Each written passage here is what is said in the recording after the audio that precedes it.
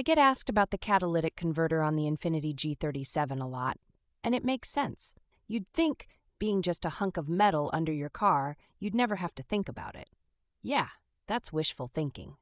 The fun thing about the Infiniti G37 is, it's the car that says, I can be luxurious and sporty, and also hit your wallet with surprise repair bills when you least expect it, especially when it comes to emissions parts. People don't realize this. That little catalytic converter is the unsung hero against air pollution. Without it, your G37 would be belching out some truly gnarly stuff, and states like California will basically hunt you down if your emissions are bad. Here's the pain point. Catalytic converters on the G37 have a habit of dying before their time. You get the check engine light, maybe a code like P420, and suddenly your sporty coupe feels more like a boat anchor. Why does this happen? Short answer is Nissan, and by extension Infiniti, was not exactly building their mid-2000s cats for immortality. Heat, oil blow-by, and sometimes just rough fuel can all clog or poison the honeycomb inside. If you ignore it, the symptoms escalate. Power loss, rattling sounds, stinky exhaust, and a hit to your gas mileage. Oh, and if you're due for emissions testing, expect a big fat fail. In Portland, that means sitting in your car sweating through retests. Here's the reality.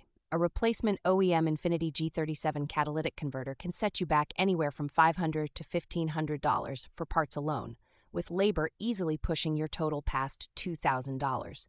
That's a used car under $3K or level disaster for a chunk of metal. The simple DIY play is get your car up on ramps or a lift, locate the converter just after the headers, and get ready for some stuck bolts. Thank you, years of road grime. Invest in some PB Blaster and a good breaker bar. Trust me. I wish I could sprinkle fairy dust and make it easy, but real talk, sometimes those bolts are so rusted you end up dremeling or torching them off. Pro tip, before you start, spray everything with penetrant for a week. Seriously, your knuckles will thank you. If you want less drama, consider getting high-flow aftermarket catalytic converters. They sometimes cost less than OEM, improve performance a little, and can even help the G37 sound throatier. Not my neighbor's lawnmower, but hey, that's interesting. However, don't cheap out.